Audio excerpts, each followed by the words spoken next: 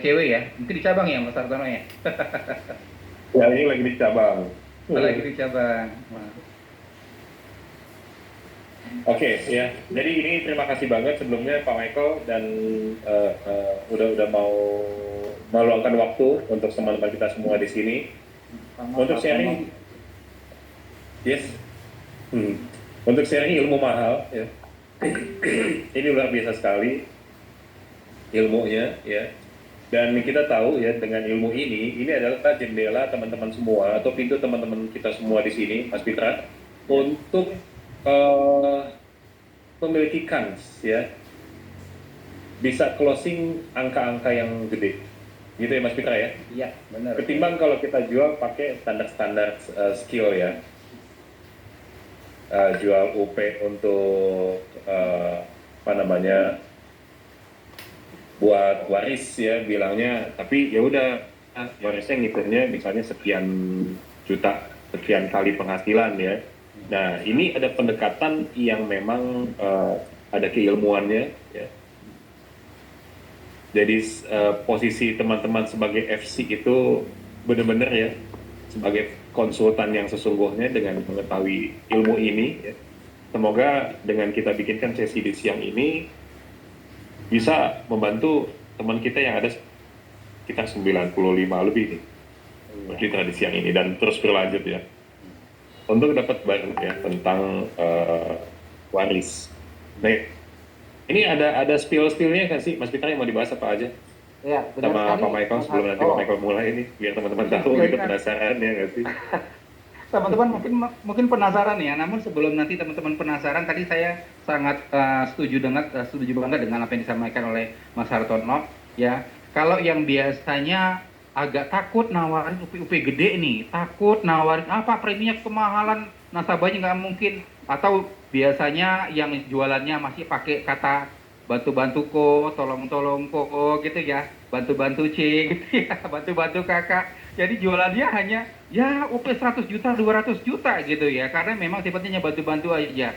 Artinya modal nodong gitu ya Bapak Ibu ya. Tapi kalau saja kita punya ilmu yang dahsyat ini, ilmu tentang waris ini Bapak Ibu ya. Nah kalau cerita tentang waris kan nggak ada angka kecil ya Bapak Ibu. Masa mau memberikan warisan cepek gopek gitu ya, harusnya nilainya udah miliaran nih Bapak Ibu gitu ya. Maka harus ada ilmunya, ilmu mahal. Dipastikan ini siang hari ini akan disampaikan oleh praktisinya ya. Beliau ada Pak Michael Tan SH, praktisi hukum dan juga sekaligus bisnis praktisi di asuransi. Beliau juga selaku VP founder Prospero Agency di Sekwit. Nah, mohon izin juga Bapak Ibu, karena siang hari ini juga sudah berhadir bersama kita dan atas support beliau juga acara hari ini bisa terselenggara. Sudah ada Head of STAE, yaitu ada Pak Petri Chandra Gunawan. Sebelum nanti kita masuk ke main speaker kita, Pak Michael Tan, ya. Mohon izin kiranya Pak Ferry berkenan untuk memberikan speech kepada kita pada siang hari ini. Kami silakan kepada Pak Ferry. Ya, baik. Terima kasih. Semangat pagi, Pak Fitra. Selamat pagi, Pak Artono, Pak Michael. Semangat pagi, teman-teman, Bapak Ibu semua. Saya ada satu pertanyaan nih sebelum kita mulai ya. Kenapa ya kalau kita lihat ini ada pengusaha-pengusaha ya, orang-orang yang kita lihat ya mungkin di sekeliling kita ya, yang kita tahu bahwa mereka ini orang-orang yang kaya raya ya. Setelah meninggal ya, orang tuanya meninggal, ini keluarganya pecah gitu ya, putus ya. Berarti DAP ya. Aman Pak Ferry. Ya aman ya, oke. Ya. Nah jadi kenapa gitu? Ini pertanyaan yang besar nih ya. Saya yakin bukan karena kurang cinta ya, dan bukan kurang aset. Saya yakin bukan karena itu ya. Tapi banyak dari orang-orang yang memiliki harta ini, mereka kurang memiliki perencanaan. Karena sebuah warisan itu kalau kita nggak membuat struktur yang baik, itu bisa menjadi sengketa ya. Dan kalau kita punya banyak aset tanpa planning itu bisa jadi konflik, ya. Karena niat baik itu tanpa instrumen yang tepat, itu akhirnya jadi yang tadinya saudara, begitu nggak ada nih pemiliknya, warnanya udah kelihatan ya. Oh yang ini jadinya warna merah, kita pikir warnanya hijau, kok yang ini warnanya biru, kok kuning gitu. Nah ini akhirnya baru muncul pada saat si pemilik hartanya sudah nggak ada gitu ya. Nah jadi pada siang hari ini ya, nanti kita semua akan belajar ya bagaimana membahas legacy. Jadi Recording kita in progress. hanya membahas produk ya, tapi kita akan membahas legacy, bagaimana kerja keras puluhan tahun itu tidak berubah menjadi masalah di generasi selanjutnya. Nah, untuk topik sepenting ini ya tentunya kita juga perlu ya menghadirkan narasumber yang tepat gitu ya. Nah, narasumber kita ya siang hari ini adalah Bapak Michael Tan ya, SH CFP ya, beliau adalah sarjana hukum dan juga Certified Financial Planner. Nah ini kombinasi yang relevan banget ya kalau misalkan kita bicara mengenai perspektif hukum waris dan perencanaan keuangan ya.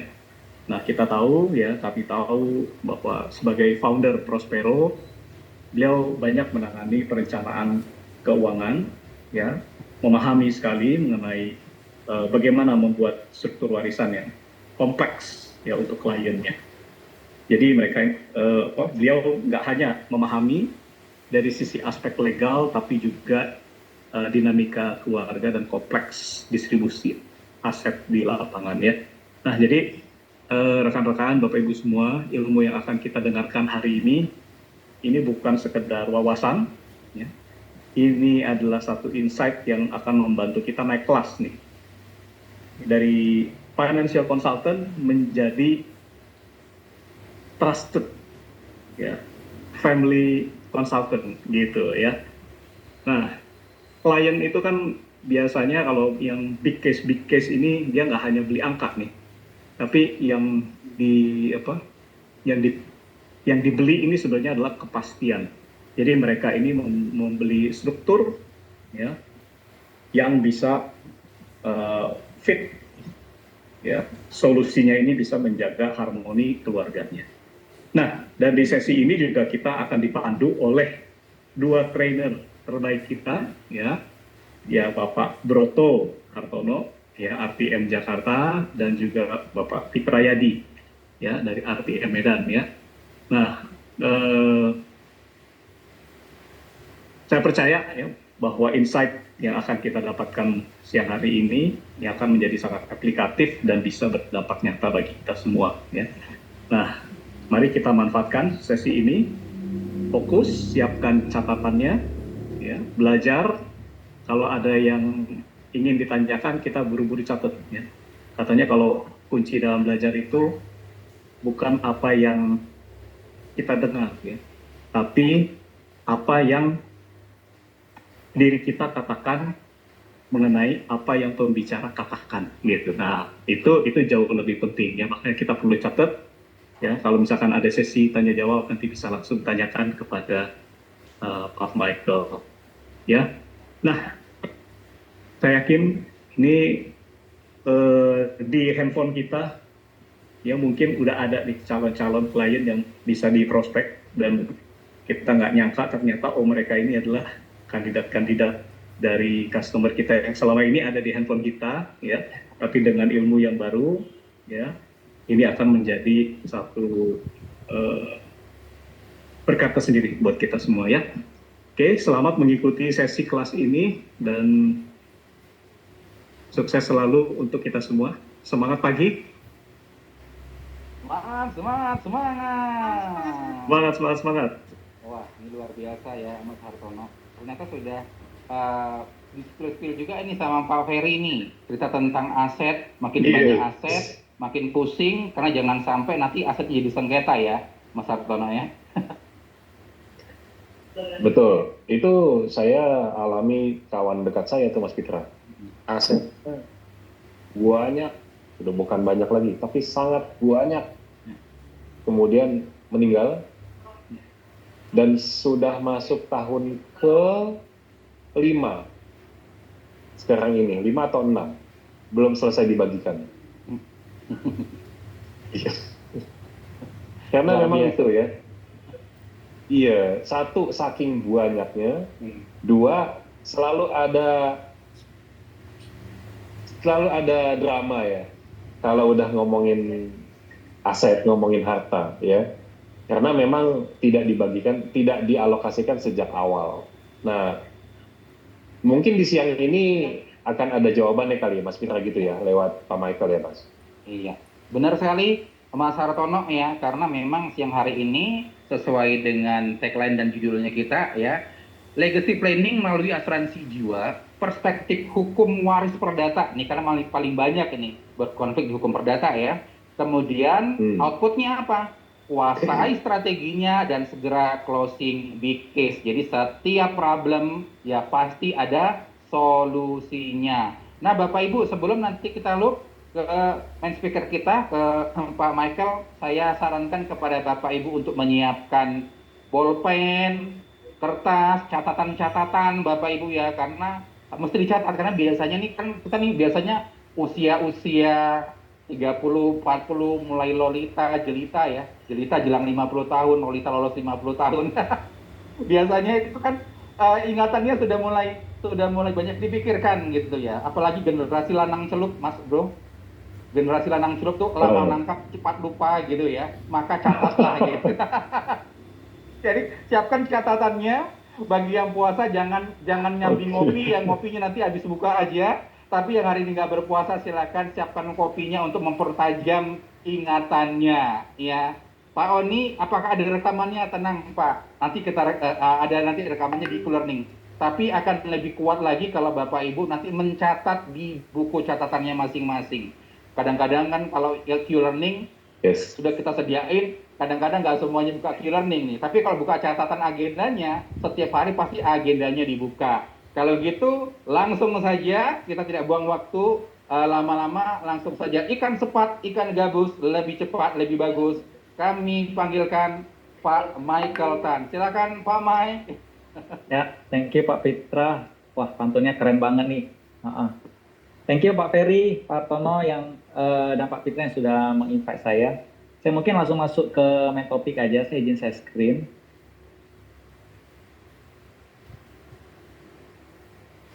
Sudah muncul Pak Sudah Fitra? Pak, aman? Oke. Baik rekan-rekan, saya langsung izin mulai. Hari ini saya ingin sharing tentang perencanaan waris. Ya. Oke. Nah rekan-rekan, apa sih manfaat mempelajari hukum waris ya? Sebagai gambaran, saya juga pernah di posisi rekan-rekan ya, di mana saya orang lapangan. Saya sering pada saat itu ya, mungkin 10 tahun yang lalu lah, ketika ketemu klien yang mengatakan untuk apa lagi saya beli asuransi ya, khususnya UP jiwa, kesehatan mereka masih oke, critical illness mereka masih oke, tapi ketika berbicara UP, karena mereka merasa bukan saya terima manfaat, cuma ahli waris, dan saya sudah prepare ahli waris saya, yaitu apa? Properti ya. Jadi pada saat itu jujur ini jadi satu tembok ya, jadi satu tembok.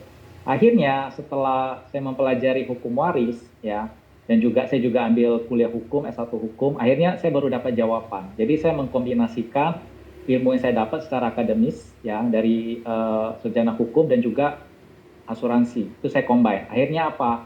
Akhirnya saya bisa edukasi ke klien-klien yang khususnya sekali lagi punya banyak properti. Jadi seperti tadi yang Pak Ferry sampaikan, kalau hari ini di list HP rekan-rekan ada klien-klien ya, calon klien ataupun klien yang punya banyak properti, dan selama ini mungkin kita hanya fokusnya ke asuransi kesehatan, critical illness. Nah, mudah-mudahan setelah mengikuti kelas hari ini rekan-rekan bisa reselling kembali ya, khususnya untuk menjual UP dengan amount yang besar rekan-rekan. Oke. Nah, rekan-rekan, uniknya untuk yang namanya pajak properti, ini saya pakai istilah awam dulu ya. Orang awam tahunya itu pajak properti. Itu tidak melihat suku, ya, tidak melihat agama, tidak melihat ras, ya. Mungkin ada sebagian dari kita, sahabat kita yang muslim mengatakan kalau hukum waris kan itu konteksnya berbeda nih antara hukum agama dengan hukum perdata, betul. Tapi kalau namanya pajak warisan atas properti itu sama, ya, tidak melihat suku, agama ataupun trust. Oke. Nah, jadi ada 4 topik yang akan kita kupas hari ini. Yang pertama itu tentang pajak properti. Ini basicnya dulu rekan-rekan. Kalau basicnya kita udah dapat, ketika kita mendeliver ke nasabah itu akan jauh lebih mudah. Karena kita ngerti basicnya. Nanti setelah itu di bagian kedua kita akan belajar porsi pembagian. Yang ketiga mengenai potensi sengketa. Dan keempat solusi, yaitu asuransi. Nah, saya mulai dengan yang pertama rekan-rekan dari segi pajak properti. Ini saya ambil satu contoh. Katakanlah ada satu orang, ya si seller, penjual, dia mau jual rumah seharga 3 miliar. Oke. Ada seorang pembeli, ya statusnya suami istri dengan 2 orang anak. Nah, pertanyaan saya, kalau hari ini ada orang mau jual rumah dengan harga 3 miliar dan si pembeli punya saldo di rekening dia pas 3 miliar, kebeli nggak rekan-rekan? Mungkin boleh interaksi ya, boleh tanya jawab ya, boleh sharing di kolom chat. Kira-kira kalau uangnya pas 3M kebeli nggak? Nah, beda ya kalau misalnya contohnya saya punya HP, ya saya mau jual misalkan harga 8 juta. Sekarang punya uang pas 8 juta. Terjadi transaksi. Kalau rumah bisa nggak? Kalau uangnya pas 3 miliar? Nggak bisa. Kenapa? Karena ada namanya pajak pembeli, ada pajak penjual. Nah, rekan-rekan harus pahami ya, yang namanya pajak penjual itu udah net 2,5%. Ya. Sekali lagi, pajak penjual itu net 2,5%. Oke? Kalau pajak pembeli gimana rekan-rekan? Nah, pajak pembeli, nah sebagai gambaran di undang-undang ya hukum itu tidak mengenal namanya pajak pembeli. Sekali lagi ya, tidak ada namanya pajak pembeli. Yang ada apa? Yang adalah BPHTB. Nah, sebelum saya masuk apa itu BPHTB, jadi gini rekan-rekan. Ketika ada orang menjual rumah, yang dia jual, yang dia lepas, itu ada 2. Saya ulang ya, ketika seseorang menjual rumah, ada 2 hal yang dia lepas, yang dia jual. Satu, rumah dengan harga 3 miliar tadi. Dan yang kedua yang harus dia lepas terlebih dahulu adalah haknya. Apa yang membuktikan seseorang sebagai pemilik dari rumah tersebut? Yaitu apa? Benar, sertifikat. Ada sertifikat atas nama misalkan Pak Pitra. Ya, inilah kepunyaan dari Pak Pitra. Jadi ketika Pak Pitra menjual rumah, maka yang dia lakukan pertama kali adalah melepas haknya dulu. Jadi penjual melepas hak, si pembeli memperoleh hak. Jadi dinamakan sebagai BPHTB, biaya perolehan hak. Jadi kalau untuk gampang menghafalnya saya bagi 2, BPH, biaya perolehan hak. TB-nya itu atas tanah dan bangunan. Inilah yang orang awam katakan sebagai pajak pembeli rekan-rekan. Nah, ini BPHTB. Jadi saya ulang sekali lagi, ketika seseorang melepas haknya, itu ada 2 yang dia lepas. Satu adalah rumah seharga yang dia tentukan tadi, misalkan let's say 3M. Dan yang satunya lagi adalah haknya dia. Ya. Penjual melepas hak, pembeli memperoleh hak. Jadi namanya sebagai BPHTB. Orang awam mengatakan ini sebagai pajak pembeli. Ya. Orang awam mengatakan ini sekali lagi sebagai pajak pembeli. Nah, ini sudah ada diatur di Undang-Undang Nomor 1 Tahun 2022 Pasal 1.37. Ya, pajak atas perolehan hak atas tanah dan atau bangunan.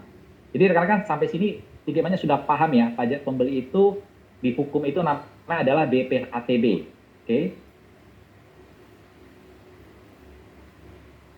Nah, pemindahan hak itu bisa terjadi karena apa? Yang pertama itu jual beli, ya, jual beli. Biayanya berapa?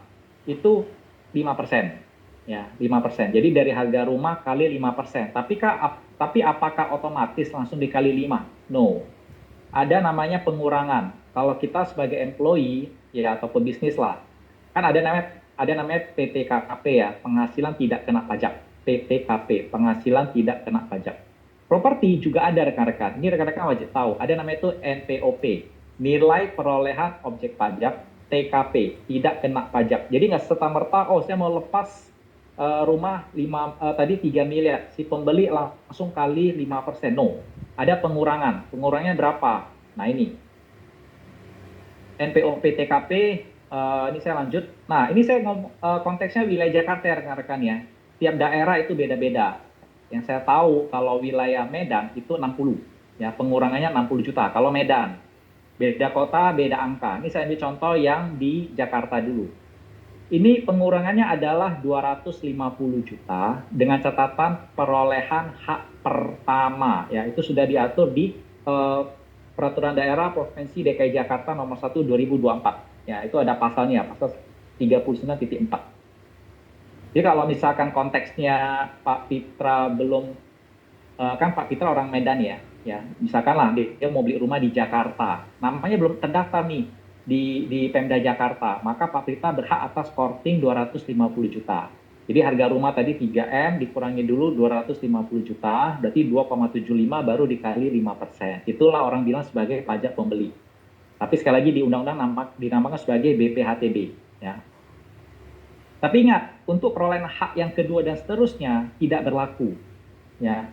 Jadi tadi Pak Pitra dari Medan beli rumah pertama di Jakarta, kemudian rezeki makin bagus, beli lagi rumah yang kedua. Nah, rumah kedua, ketiga, dan seterusnya itu tidak ada korting lagi 250. Alias langsung dikali 5%. Oke? Jadi inilah pajak pembeli. Ya, orang sekali lagi bilang itu pajak pembeli. Berarti 3M dikali 5%. Ini saya konteksnya sekali lagi anggap rumah kedua dan ketiga dan seterusnya ya. Yaitu 5% berarti 150 juta. Dan ingat ini belum termasuk biaya notaris dan balik nama. Antara 0,5 sampai 1%. Nah rekan-rekan, kenapa saya mau bahas ini dulu? Ya, karena ini dasarnya.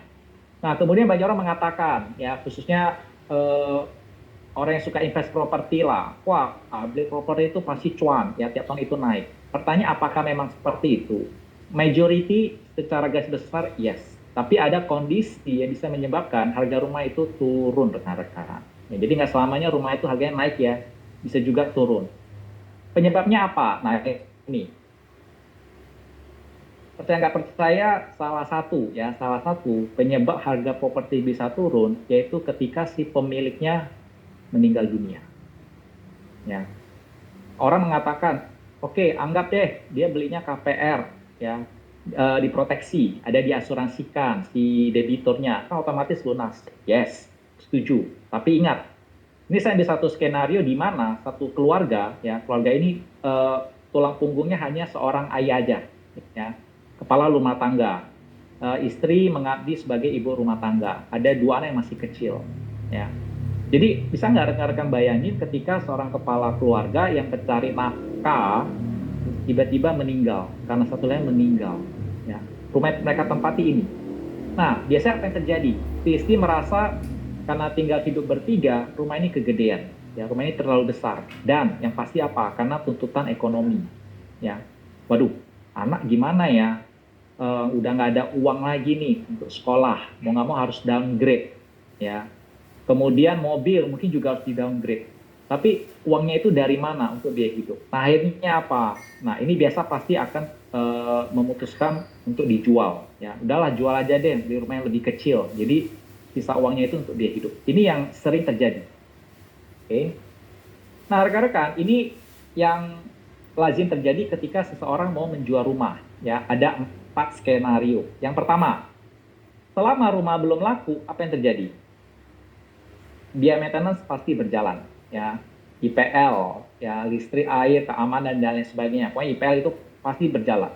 Bahkan sampai kita nggak tempati pun, ya, misalkan oh ini biar orang gampang survei, udahlah, gua pindah dulu, ini yang mau gua jual ini gua kosongin. Kita tetap jalan rekan-rekan, pasti ya. Nah yang kedua, nah ini biaya, ya. Di sini kalau kita ingat konteksnya misalkan sertifikat atas nama suami. Ya, sekali lagi konteksnya adalah sertifikat atas nama suami. Suami meninggal. Ini mau dibalik nama ke istri. Kira-kira biaya apa yang muncul? Nah, rekan-rekan, pengalaman di lapangan, kebanyakan orang mengatakan apa? Oh, hanya bayar biaya notaris 0,5 sampai 1%. Nggak salah. Tapi ingat, biaya notaris itu adalah biaya nomor 2. Ya, jadi sebelum notaris urus, dia akan bilang, Bu, mohon maaf, tolong bayarkan dulu BPHTB-nya. Nah, ini rekan-rekan. Ini satu hal yang orang yang punya invest property, mereka kadang miss hal ini. Oke, saya lanjut. Tadi sekedar flashback, ada namanya BPHTB, ingat ya, biaya perolehan hak atas tanah dan bangunan. Nah, rekan-rekan, di undang-undang itu sudah diatur, pemindahan hak itu bisa terjadi karena beberapa skenario. Satu, yang pertama itu tadi jual beli, ada pengurangan 250 juta. Wilayah Jakarta ya, sekali lagi wilayah Jakarta. Wilayah beda kota itu beda. Karena itu masuk ke peraturan daerah masing-masing, itu masuk ke kas daerah. Kalau tadi konteksnya income itu kan ke negara. Tapi kalau pajak BPHTB itu ke kas daerah, maka setiap daerah itu beda-beda. Nah, kemudian pemindahan hak itu bukan hanya karena jual beli, bisa juga karena tukar menukar, hibah wasiat, dan ini satu hal lagi, yaitu apa? Karena waris. Jadi si istri, dia juga harus bayar BPHTB, biaya perolehan hak atas tanah dan bangunan, tapi karena waris. Jadi notaris pasti mengatakan, Bu, sebelum ini balik nama, Ibu harus bayar dulu ya yang namanya BPHTB waris. Tapi ingat, ada korting, betul? Nah, ada MPOP TKP. Nah, kita lihat. MPOP TKP-nya berapa? Ini 1 miliar. Lumayan ya.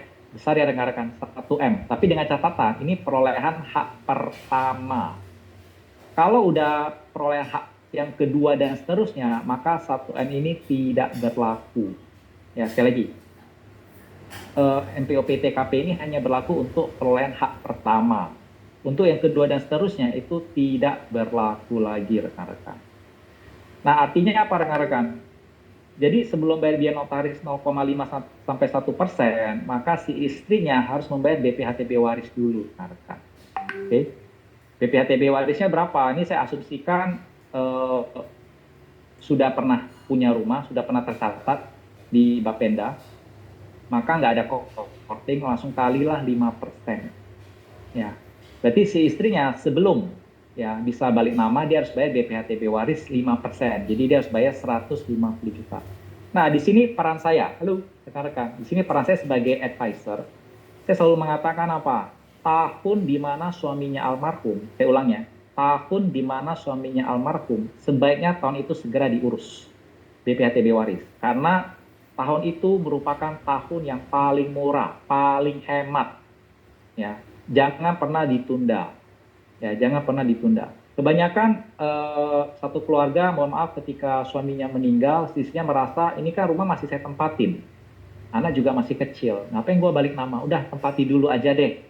Nah, yang nggak dipikirkan, ya, yang nggak dipikirkan yaitu apa? Kita sekarang nih harga pasaran 3 miliar, betul ya? Saya anggap harga 3 M. Ternyata nggak langsung BPHTB waris, nggak langsung balik nama. 20 tahun ke depan, 20 tahun mendatang, anaknya katakanlah udah kuliah, ya, tamat kuliah, kerja, mamanya tinggal sendiri. Kok rumah ini jadi sepi, saya sendiri. Udah deh, gue mau jual aja deh, gue mau tinggal di apartemen. Ya. Nah, ketika mau ngurus biaya balik nama tadi, maka BPHTB warisnya mengikuti. Biayanya, harganya dari mana? Nah, ini rekan-rekan. Itu ada di pasal 46 ayat 2, ya. Nilai perolehan objek pajak ditetapkan sebagai berikut. Nilai pasar. Ya, jadi kalau hari ini urus, 5%-nya dari 3M.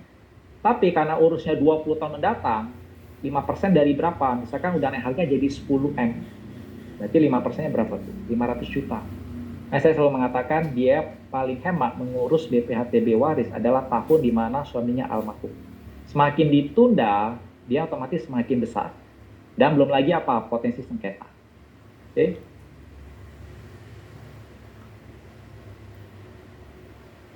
Nah, rekan-rekan, ini saya juga karena saya sering ya, cukup sering mengadakan customer gathering di berbagai wilayah, kota juga. Jadi saya nggak hanya di Jakarta, saya juga pernah di BSD dan lain sebagainya. Jadi saya harus survei di daerah tersebut. Nah, ini untuk wilayah Tangerang, itu ada bagusnya BPHTB waris itu 0%. Jadi nggak ada kena biaya untuk wilayah Tangerang. Tapi kalau Tangsel, ya, BSD sana, Alam Sutra, itu ada korting lumayan, 50%. Ya, 50%. Jakarta yang boleh dibilang cukup tinggi. Karena kenapa? Ya, kita tahu sendiri ibu kota. Ya. Medan itu pengurangannya 300 juta. Ya, MPOP TKP warisnya 300 juta. Oke, kita lanjut. Tadi musuh pertama ketika jual rumah adalah maintenance. Ya, lagi rumah belum laku itu pasti dicas terus. Kedua, biaya tadi kita baru ya, BPHTB waris dan biaya notaris. Yang ketiga, nah ini musuh utamanya, yaitu apa? Waktu. Nggak ada yang bisa tebak kapan rumah ini bisa kejual. Kalau mau cepat laku, apa yang dilakukan? Yes, harus courting keras, diskon keras. Misalkan tadi mau lepas harga sesuai harga pasaran 3M, ternyata sebelah lagi BU, dia jual 2,9, sebelahnya jual 2,8, akhirnya apa? Mau nggak mau harus turun kan? Karena orang kan suka membandingin, wah lu punya kemahalan nih, itu sebelah cuma jual 2,9, bla bla. Akhirnya apa? Udah deh, biar cepat, courting deh 500 juta.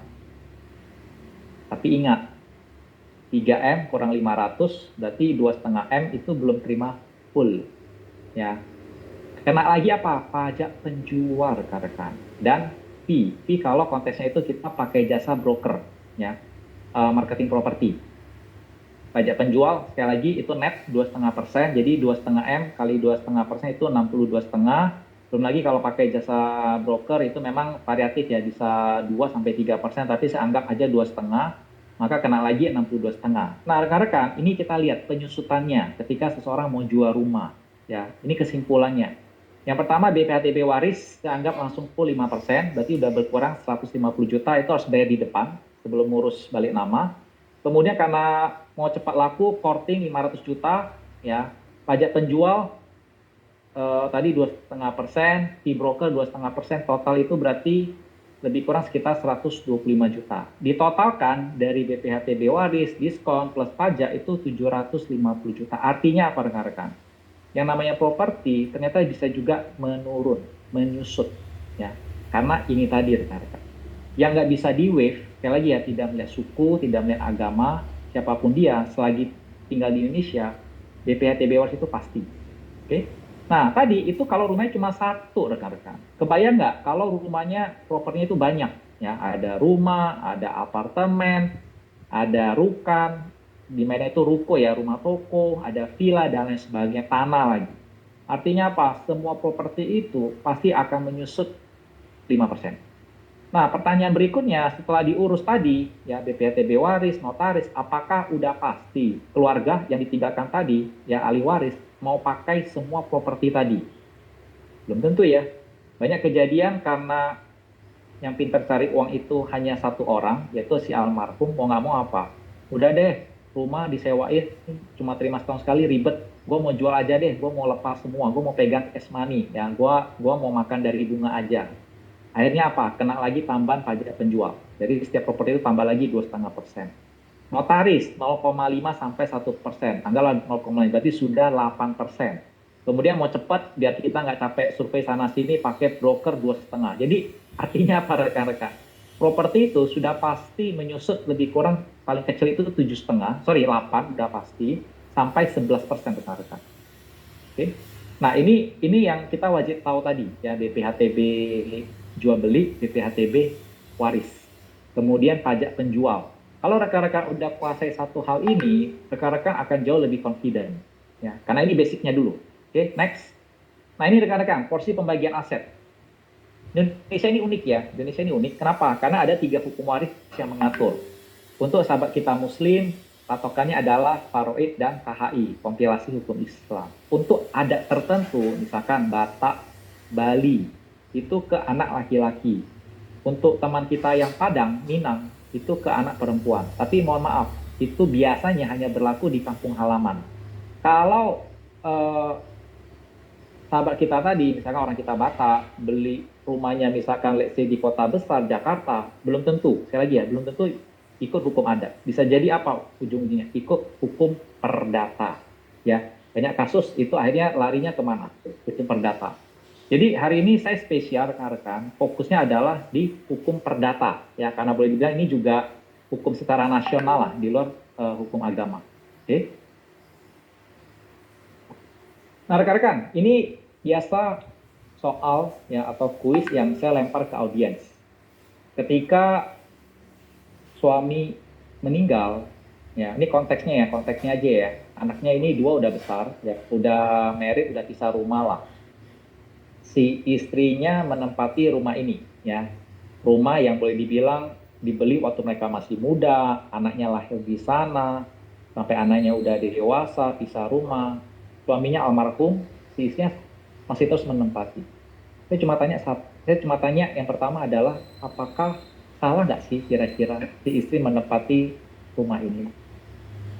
Kebanyakan orang pasti mengatakan ya nggak salah dong, itu kan memang haknya, betul ya rekan-rekan. Tapi mohon maaf ya, secara nggak sadar, istrinya tadi ya konten sebagai seorang orang tua lah, mamanya itu sudah mengambil dalam tanda kutip, sudah mengambil hak anak. Ada hak anak yang diambil, sehingga nggak heran ya, sekali lagi nggak heran banyak kejadian itu udah masuk berita, kok bisa ya, kok tega ya anak menggugat ibu kandungnya sendiri ya, papanya udah nggak ada, si anaknya menggugat mamanya sendiri. Nah sekarang gini rekan-rekan, kita mulai dari mana?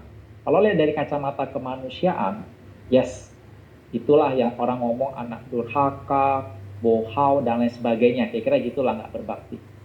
Tapi kalau dari kacamata hukum, ternyata nggak salah. Sekali lagi ya, dari kacamata hukum nggak salah. Kenapa? Karena ada bagian dari harta peninggalan yang harus, ya, sifatnya wajib itu diberikan kepada ahli waris termasuk anak. Nah, makanya saya selalu ini lempar ke audiens, kira-kira dari harga rumah 3M, kalau si suaminya meninggal, berapa sih bagian untuk istri, berapa sih bagian untuk anak pertama, berapa sih bagian untuk anak kedua.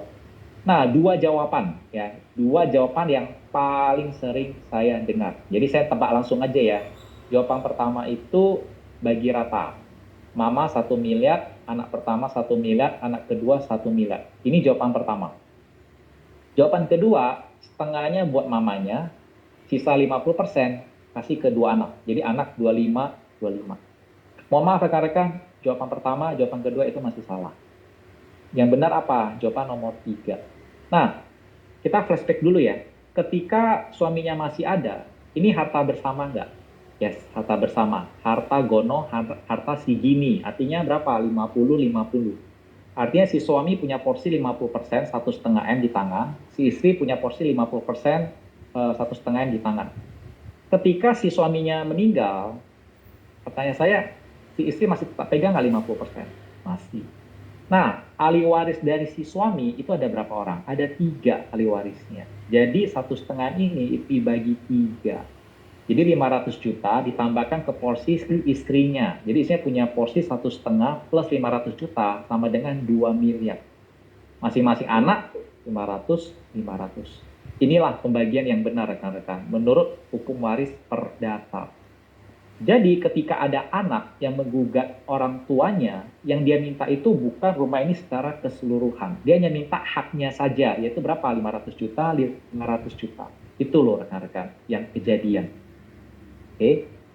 Ini ketika ada anak menggugat orang tua, dia pasti pakai pasal ini, ya, pasal 913, legitimate property. Bagian dari harta peninggalan yang harus diberikan kepada para ahli waris dalam garis lurus. Ya. Ini nggak bisa di-waive. Ada orang mengatakan, oh suaminya ada buat wasiat bahwa rumah itu menjadi milik istrinya 100%. Rekan-rekan, wasiat itu boleh dibuat. Silakan. Bisa dilaksanakan? Belum tentu. Ketika ada ahli waris yang haknya dilanggar, itu wasiat itu bisa batal. Sekali lagi ya, jangan terpengaruh sinetron. Wah, sinetron bisa kok buat ahli waris, buat wasiat, yang terima ini. Mau buat ya silakan. Bisa dieksekusi nggak pertanyaannya? Belum tentu. Sekali lagi ya, ketika ada ahli waris yang merasa haknya dilanggar, wasiat itu bisa batal. Nah rekan-rekan, ini saya lanjut topik ketiga, yaitu apa? Potensi sengketa. Ini saya lihat mungkin di kolom chat ada beberapa pertanyaan. Nanti saya jawabnya sekaligus saja ya, di sesi akhir. Ya. Siapa? Nah ini kita bahas potensi sengketa rekan-rekan. Ibu dan 3 anak kandung ribut karena harta warisan. Ini saya sederhanakan aja. Ini kejadian di Kota Bandung. Ya, suami istri punya anak 9. Ya, punya anak 9. Jadi si suaminya meninggal lebih dulu, istrinya masih hidup. Kemudian di usia tuanya, usia 70-an, nggak punya income. Jadi nggak mungkin ya setiap bulan dia telepon anaknya satu-satu minta support lah ya. Kan harga diri juga ya rekan-rekan. Akhirnya apa? Ya udahlah, daripada gue setiap bulan minta terus sama anak, pasti ada gue mau jual aja deh. Nah ternyata apa yang terjadi? Ketika istrinya mau jual, ada 3 anak yang nggak setuju. Ya, yang nggak setuju kenapa? Bisa jadi mereka nggak butuh uang. Ngapain rumah itu dijual? Gue nggak butuh uang kok. Katanya bisa nggak mamanya menjual? rumahnya tadi tanpa ya persetujuan 9 anaknya, nggak bisa. Jadi ketika ada anak-anak setuju, 3 anak menolak, itu nggak bisa dijual. Endingnya apa? Harus mamanya itu yang menggugat ke pengadilan. Ya, jadi ini konteksnya adalah mama yang menggugat 3 anaknya. Oke, ini saya ringkas saja. Ini kejadian ada 2, ya, ada 2 properti, satu rumah tinggal 300 meter, satu lagi tanah 1000 meter. Jadi karena anaknya ada 3 anak yang nggak setuju untuk dijual, akhirnya mamanya menggugat. Ya, ada penolakan dari anak kandung ke-4, ke-7, dan ke-8 urutannya ya. Saya pikir anak-anak baik semua, tapi saat saya mau ambil separuh, ya, dia hanya mau ambil separuhnya aja loh, harta gono gini, 3 anak justru tidak setuju. Saya akhirnya gugat ke pengadilan karena hak saya tidak dikasih. Nah, karena rekan udah tahu, ya, karena tadi udah tahu ya porsi pembagiannya, otomatis sudah clear ya. Tadi ahli warisnya berarti ada 10 orang, ya, satu istri dengan 9 anak. Mamanya punya aset porsi setengah dulu kan, mamanya punya porsi setengah dulu ya. Jadi mamanya pegang dulu setengah, sisa setengahnya baru dibagi 10. Itu yang kejadian. Nah, kenapa saya angkat topik ini, ya, saya angkat kasus ini, karena kejadiannya yang agak unik sih. Kalau tanah kan gampang ya, tanah 1000 meter ya tinggal pecah aja sertifikat. Setengah 500 meter punya mama, sisa setengahnya lagi 500 meter punya mama dan 9 anak. Tapi yang unik yaitu apa? Rumah tinggal. Jadi rumah tinggal, jadi ini putusan pengadilan memerintahkan turut tergugat. Jadi turut tergugat itu tidak menguasai objek, yaitu BPN tidak menguasai, tapi dia melaksanakan isi putusan. Untuk pecah sertifikat, ya. Untuk tanah itu no issue lah. Tapi kebayang nggak, rumah yang udah ditempati puluhan tahun, satu bidang ini, sertifikatnya dipecah 2. Setengah punya mama dan 9 anak. Kejadian rekan-rekan. Kebayang nggak? Rumah tinggal sendiri loh, yang awalnya sertifikatnya cuma 1, dipecah jadi 2. Bisa kejadian 2. Nah, yang kedua, ini saya bahas dari sisi, tadi kan properti udah ya. Yang kedua adalah dari sisi perbankan, ya. Rekan-rekan masih ingat nggak flashback dulu, mungkin 20-30 tahun yang lalu, ketika pertama kali datang ke bank, jumpa CS, mau buka rekening, disodori ya form, betul? Dibaca nggak sih formnya? Atau langsung tanda tangan aja? Ini saya nomor 2 ya, langsung tanda tangan ya, nggak dibaca ya rekan-rekannya, betul ya? Nah, rekan-rekan nggak sadar bahwa yang rekan-rekan tanda tangan nih itu namanya adalah SUPR, secara umum pembuka rekening. Itu ada pasal yang mengatakan kalau pemilik rekening meninggal dunia, apa yang terjadi. Ya, jadi sama kayak asuransi sebenarnya. Jadi ketika kita buka rekening, itu persetujuan, kayak tanda tangan SPAJ ya. Apabila pemilik rekening meninggal dunia, maka itu akan di-freeze, menunggu ahli waris yang sah. Nah, rekan-rekan, ini saya bahas satu topik. Ya. Oh ya, sebelumnya ini syarat dari perbankan ya. Karena nanti ini ada korelasinya dengan asuransi. Ya, ini butuh akte nikah, KTP, fotokopi KK, akte lahir, fotokopi KTP, semua ahli waris. Bayangin loh, semua ahli waris. Jadi kalau tadi kejadian sama Ibu Dora tadi, yang orang Bandung tadi, maka harus kumpulin 10 KTP. Ya, mama 1 dan 9 anak. Oke. Nah, rekan-rekan, ini topik kedua tentang rekening perbankan yang menurut saya agak unik. Ya. Kebayang nggak ada ayah yang punya harta rekening bank itu lebih kurang 9, sekian M. Saya genapin 10, ya, hampir 10 M. Ada 3 anak. Ya, anak pertama laki-laki, anak kedua, ketiga itu perempuan. Ya. Papanya meninggalkan rekening tabungan nilai 10 M. Oke. Nah, dari 3 anak pertama yang laki-laki itu nggak mau ikut ke bank. Jadi mamanya bilang, yuk kita semua ke bank ya, cairin rekening si papa. Ya, anaknya nggak mau ikut ke bank. Pertanyaannya, ketika sampai di bank, hanya mama dan 2 orang anak perempuan tadi, bisa nggak uangnya cair yang 10 M tadi?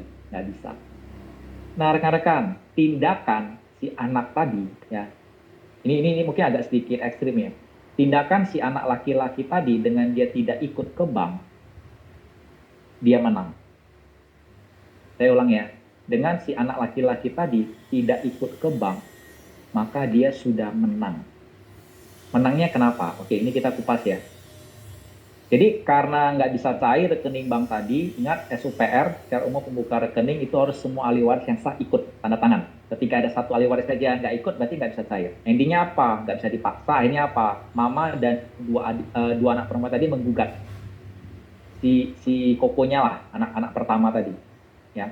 Nah, ini kita udah tahu porsi pembagian tadi. Jadi ini ada rekening Bank Mandiri di Medan SM Raja 7,7 M, di Rantau Parapat 1,9. Jadi total sekitar 9,7 lah, genapnya 10 M. Jadi kalian udah tahu ya pembagiannya ya.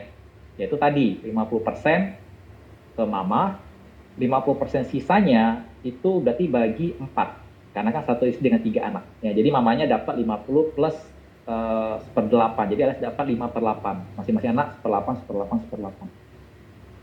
Nah, rekan-rekan, kenapa saya bilang dengan anaknya tidak ikut ke bank, dia menang. Ya, jadi dia sengaja digugat. Unik kan? Membiarkan dirinya, mending gue digugat deh. Dia menang di situ. Rekan-rekan, coba kebayang satu skenario, ya. Rekan-rekan coba bayangin satu skenario. Seandainya anak laki-lakinya tadi ikut dari awal, ya. Seandainya dia ikut nih dari awal ke bank, kira-kira bank akan cairkan uang 10 M tadi ke rekening siapa? Pasti ke rekening mama, betul ya? Transfer dong, 10 M masuk ke rekening mama. Ketika mamanya udah terima 10 M, ada nggak sih kira-kira niat mau bagi? Bisa ya, bisa enggak. Betul? Tapi kecenderungannya kemungkinan besar tidak. Kemungkinannya ya, karena kenapa? Belum tentu dia ngerti hukum waris, belum tentu dia tahu pembagian, betul? Nah, ketika anak laki-lakinya tahu porsi pembagian, dia minta sama mamanya, apa yang terjadi? Pasti dicegat sama dua adik perempuannya. Oh, janganlah, itu kan uang papa mama. Kenapa lu minta-minta? Betul? Dan mamanya pasti ngomong apa? Tarsok-tarsok deh. Ya nanti-nanti deh. Endingnya apa? Mau nggak mau harus anak laki-lakinya yang menggugat. Artinya apa? Anak lakinya itu jadi antagonis. Kebayang? Tapi dengan dia tidak ikut, dengan dia digugat, muncul kan putusan pengadilan. Dia punya hak seper 8. Artinya apa? Ketika bank cairin tadi 10 M, boleh nggak mamanya keep bagian si anak laki-lakinya tadi yang sisa seper 8-nya? Boleh di keep? Nggak boleh. Kalau di keep, itu berarti apa? Yes, udah pidana, penggelapan. Jadi mau nggak mau harus diapain? Harus ditransfer ke rekening anak laki-lakinya tadi ya Pak. Sih? Kebayang rekan-rekan? Jadi yang namanya warisan itu nggak hanya tentang properti ya, perbankan juga bisa rekan-rekan. Oke?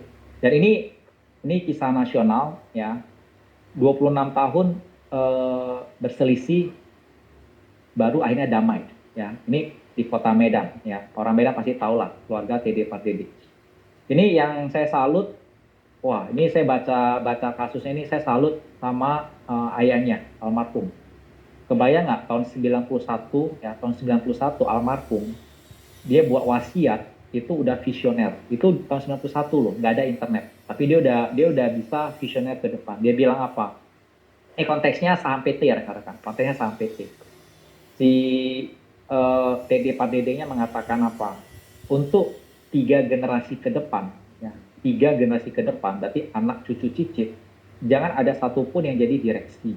Wah, itu saya salut. Karena kenapa? Kalau kita bicara organ PT, perseroan terbatas, itu organ PT itu cuma 3, direksi, komisaris, sama RUPS. Ya, direksi itu yang operasional, komisaris itu mengawasi. Kalau ada 9 anak, ya salah satunya itu jadi direksi, itu pasti kacau. Kenapa? Saya ambil contoh nih, Pak Pitra, halo Pak Pitra. Masih meet Pak Pitra? Hai Pak, siapa? Pak Pitra, sorry, boleh tahu usia berapa sekarang, maaf? 44, Pak Mike. Sama kita. Saya anggap Pak Pitra jadi abang saya aja, boleh ya? Siapa? Jadi abang ya, boleh ya. Nah, misalkan Pak Pitra ini sebagai abang. Ya, ini kita bersaudara nih. Saya adik kandung, Pak Pitra abang kandung saya. Boleh dibilang saya dari kecil dibela lah. Dari kecil dibela. Jadi saya berantem kalah ngadu sama abang saya dibela, dipukulin lah itu anak. Jadi saya sangat hutang-hutang budi lah. Nah, singkat cerita, kita sama-sama udah dewasa, kita buka bisnis nih, Pak Pitra. Buka PT. Clear ya Pak Pitra? Modal saya lebih gede. Saya sebagai pemegang saham utama, saya sebagai komisaris. Saya nggak punya waktu untuk ngurus perusahaan. Saya tunjuklah Pak Pitra, abang saya sebagai direktur. Ya. Pertanyaan saya, tugas direktur ngapain Pak Fitra sebagai direktur nih? Menjalankan operasional bisnisnya, Pak. Betul ya, tapi kan harus ada diawasi dong, kalau nggak kan mohon maaf nih, Iya. bisa fraud dan lain sebagainya, betul? Iya, benar. Yang ngawasi siapa? Komisaris. Komisaris. Kalau kita hubungan profesional, Pak Fitra ada salah, boleh nggak saya marahi? Boleh, secara profesional. Tapi masalahnya nih abang kandung. Apa yang terjadi? Ego sebagai abang main kan? Lu Iya. adik gua, lu kecil, gua yang ngurus, sekarang lu gini. Nah ini kejadian. Makanya Pak Dede itu visioner banget, tahun 91 dia buat wasiat ketika meninggal, dia bilang 3 generasi ke depan, jangan ada satu menjadi direksi. Semua jadi komisaris saja. Akhirnya apa?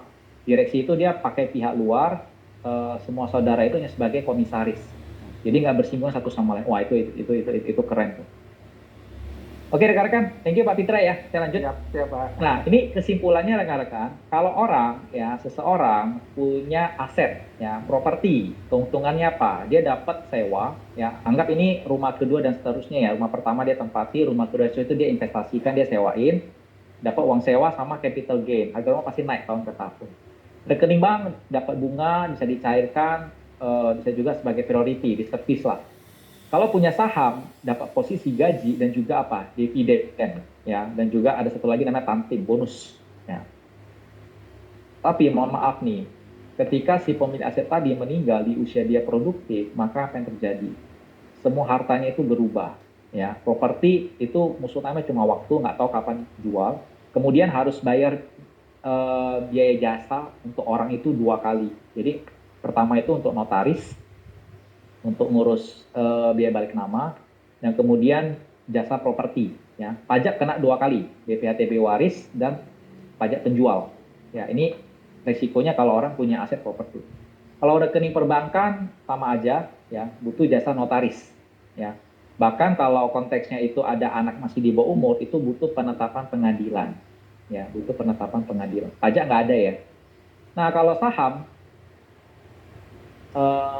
itu harus RUPS udah pasti, bayar biaya notaris, biaya pengadilan juga, penetapan kalau anak masih di bawah umur, dan juga kena pajak penjual. Ya, jadi ada keuntungan harga perolehan berbagi dengan harga pada saat yang sekarang. Jadi selisihnya itu juga kena pajak.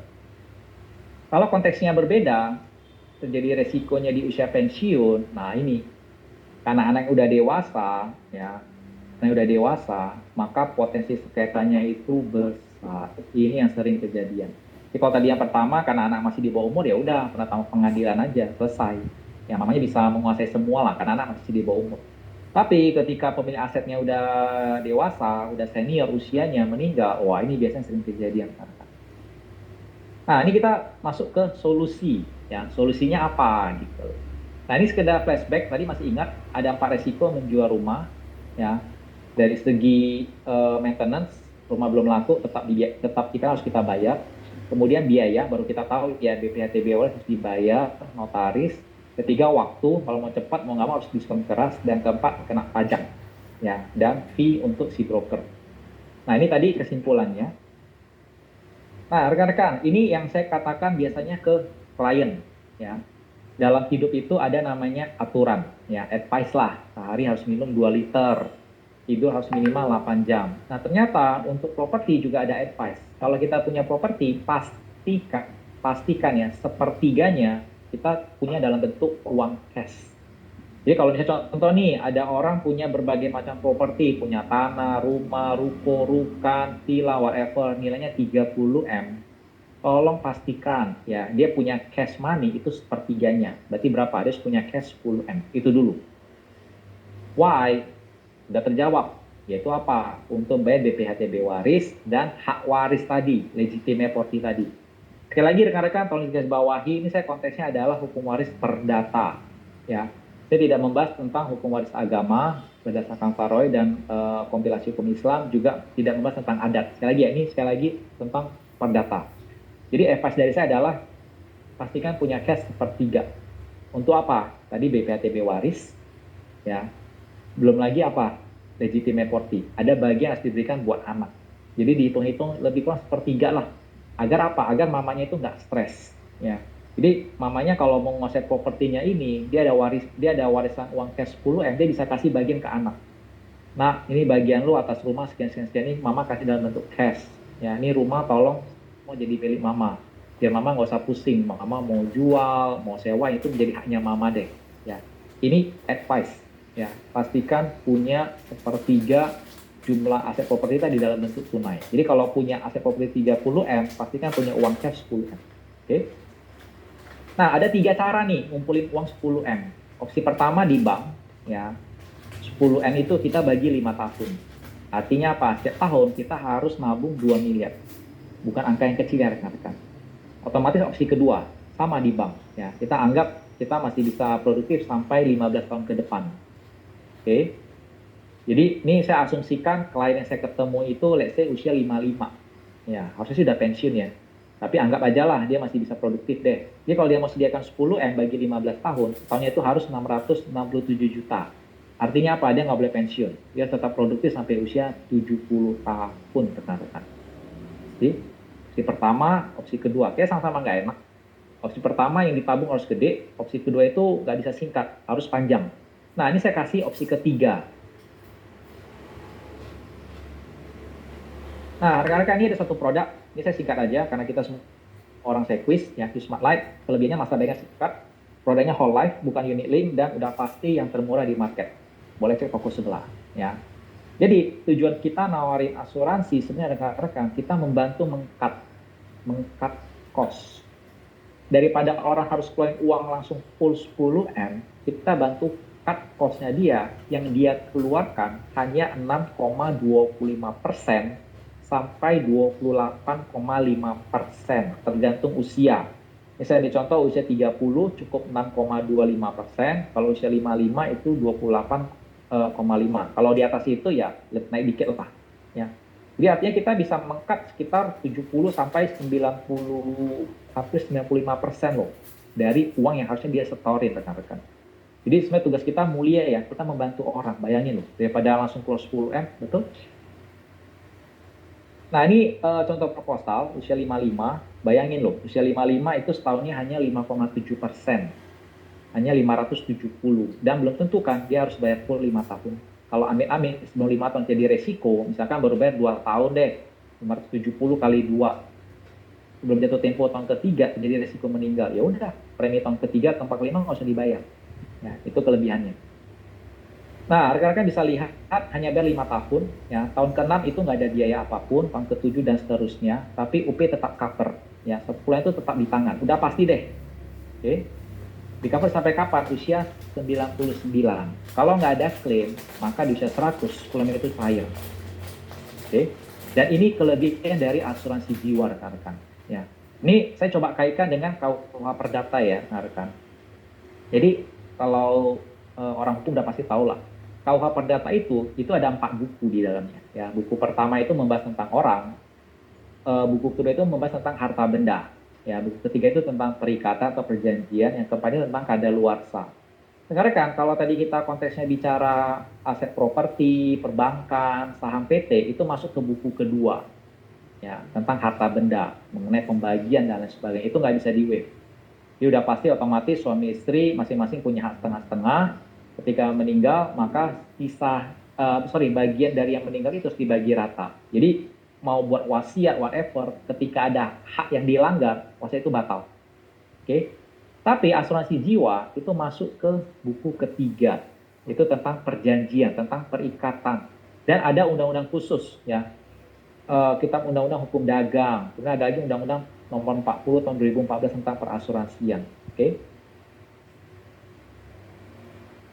Nah, ini bedanya rekan-rekan. Kalau konteksnya tadi perbankan, ya KTP semua ahli waris yang masih hidup, perbankan. Sama juga properti deh, notaris pasti bilang, mana yang ahli warisnya semua, minta semua. Betul ya rekan-rekan? Tapi kalau asuransi, bayangin loh, cukup fotokopi KTP akta lahir yang ditunjuk. Bayangin loh, yang ditunjuk. Jadi kalau tadi konteksnya suami istri dengan 9 anak tadi, si suaminya ketika masih hidup, ya masih mudanya, dia sehat, dia eligible, untuk beli asuransi jiwa, dia beli polis asuransi, dia tunjuk istrinya satu orang aja, maka ketika suaminya meninggal, dan anaknya itu nggak perlu ikut ke kantor asuransi, rekan-rekan. Bahkan di servis ya, agennya datang jemput. Agennya nggak akan bilang, Bu, mana KTP anak 9-nya lagi? Nggak usah, cukup KTP mamanya aja satu orang. Inilah kelebihan asuransi, karena ini sifatnya perjanjian. Ya.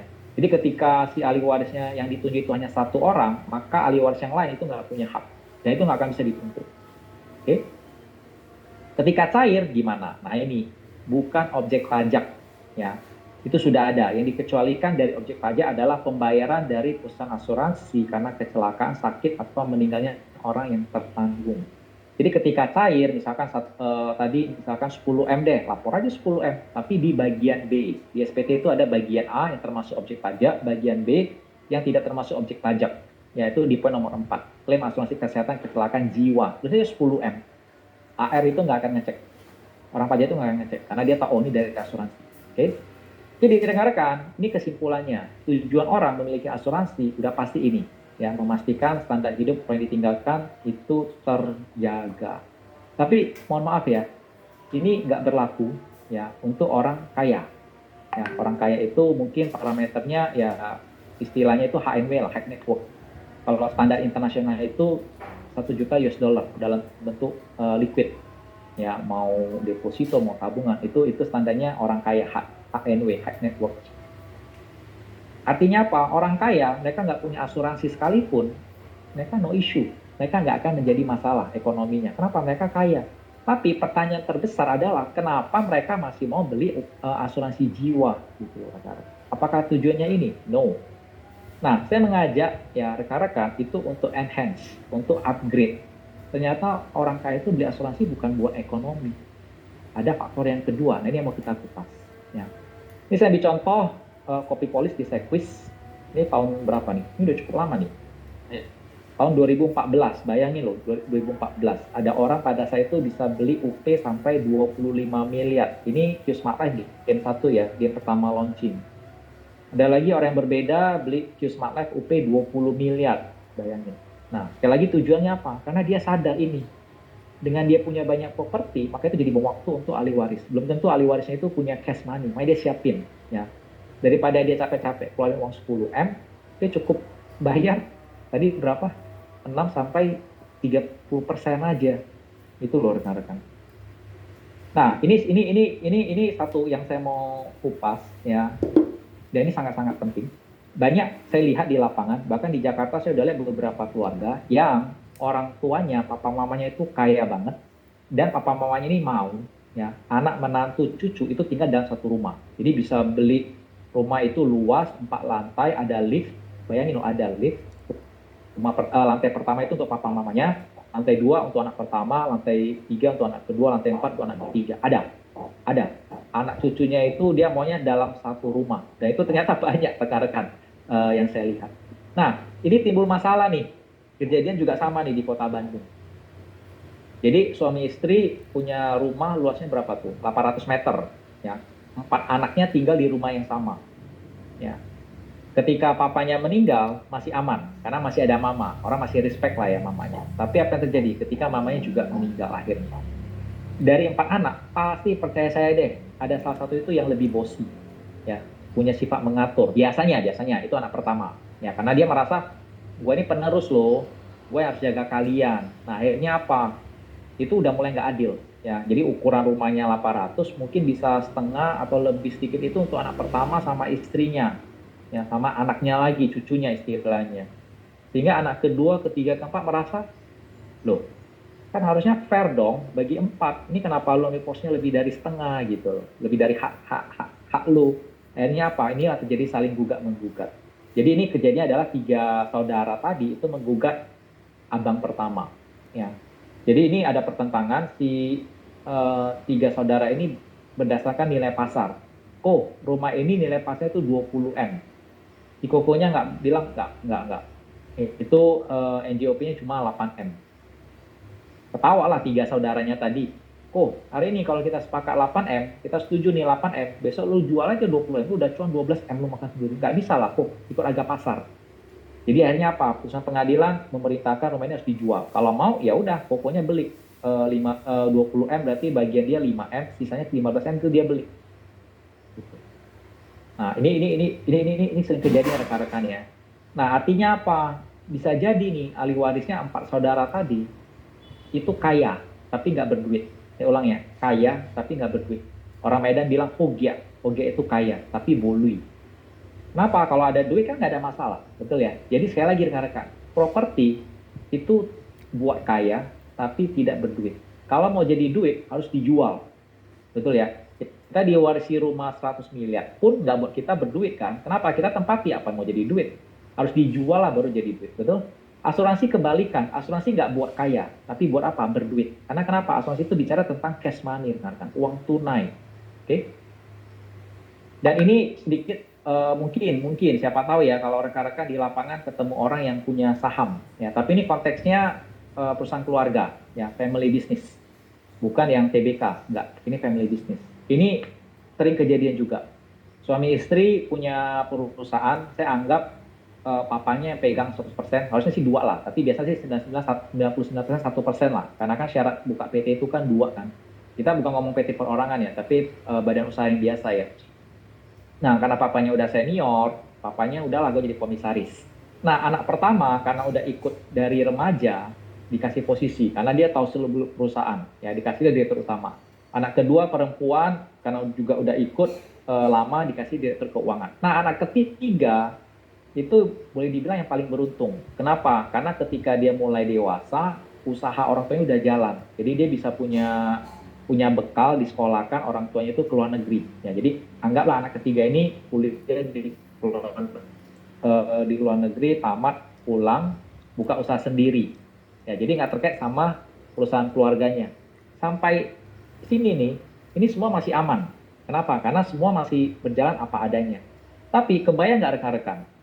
Kalau suatu saat papa mamanya udah nggak ada, dan ingat sahamnya itu 100% punya papa mama. Pertanyaan saya, ketika papa mamanya nggak ada, saya anggap aset perusahaan itu ada 24 miliar. Apakah yang punya hak itu hanya anak pertama dan anak kedua aja? Anak ketiga kira-kira punya hak nggak? Punya. Nah, karena anak ketiga punya hak itulah yang membuat 3 bersaudara ini pasti ribut. Kenapa? Anak pertama sama anak kedua merasa, ini adik paling kecil nggak ada kontribusi. Kenapa dia dapat nilai saham yang sama? Masing-masing 8M, 8M. Nggak ngapa-ngapain, masa dapat 8M enak kali. Betul ya rekan-rekan? Nah, akhirnya apa? Si adik paling kecil juga merasakan nggak enak ya. Gue juga udah punya usaha sendiri. Tapi mau nggak adiknya 8M tadi itu bagian dia kasih sukarela. Udah deh kok, ini 8M kok kasih ke lu aja deh, 4M deh. Mau nggak rekan-rekan? 8M loh rekan-rekan, bukan 80 juta, bukan 800 juta, tapi 8 miliar. Nah, endingnya apa? Mau nggak mau harus beli ya. Si Koko pertama sama si Kece ini harus beli sama adiknya. Kalau mereka nggak punya uang, mereka harus minta namanya funding, pembiayaan. Kemana? Kita anggap ke bank deh. Ya. Nah, harus minta ke bank itu 8M. Ya. Dan sebenarnya bukan 8M, sebenarnya 10. Kenapa? Karena si adik paling kecilnya itu harus bayar pajak keuntungan. Ya, PPH, pajak penghasilan atas keuntungan itu 2M. Jadi mereka butuh 10M rekan-rekan. Oke, saya ulang ya. Ketika papa mamanya yang punya saham 100% meninggal, maka otomatis saham 100% itu harus bagi 3. Masing-masing punya hak sepertiga, 8M. Jadi masalah adik paling kecil itu nggak ada kontribusi. Pasti anak pertama, anak kedua itu merasa nggak fair, nggak ada ngapa-ngapain, tapi dapat saham yang sama. Tapi itulah kejadian yang bisa terjadi rekan-rekan. Akhirnya apa? Memutuskan si adik ini mau jual. Nah, kalau mereka pembiayaan ke bank, saya ambil contoh aja ya, misalkan mau pinjam 10M. Oke, ini syaratnya NPWP pribadi, perusahaan, laporan keuangan, dan lain sebagainya. Oke, ini saya ambil contoh, saya buka satu website, hitung kalkulator pinjaman. Ya, pinjam 10M, 5 tahun nih, 5 tahun, dengan bunga 10,4%, maka sebulannya itu harus bayar 240 juta sebulan. Tahunnya berarti 2,57 kali 5 tahun berarti lebih mas sekitar 13M lebih lah yang harus dibayar dari modal 10M, berarti bunganya 3M lebih. Ini saya ambil contoh yang lain. Oh, ini masih yang sama ya, setiap bulan harus bayar 214 juta. Nah, singkat cerita rekan-rekan, ini saya ambil kesimpulannya aja. Jadi harus bayar totalnya itu plus bunganya 12,8 M. Jadi bunga yang dibayar itu 2,8 ya dalam 5 tahun. Kebayang nggak rekan-rekan? Nah, kalau ada dua pilihan, saya ulang ya, ada dua pilihan. Pilihan pertama, pinjam sama bank ya 10 M, bayar pokok plus bunga, total bayar itu 12,8, atau opsi kedua, nggak perlu bayar 10 M. Apa nggak usah pinjam 10 M? Cukup bayar bunganya aja 2,8 M, tapi dikasih cash 10 M dalam bentuk warisan. Kira-kira lebih efektif yang mana rekan-rekan? Opsi pertama bayar 12,8 dapatin 10, atau opsi kedua bayar bunganya 2,8 tapi dapatnya 10. Jadi lebih bagus yang kedua ya. Nah, yang kedua ini dalam bentuk apa? Dalam bentuk asuransi. Dan ini udah bisa langsung di set. Anak pertama dari 10 itu dapat 4M, anak kedua 4M, anak ketiga 2M. Jadi artinya apa? Anak pertama, anak kedua itu masing-masing udah punya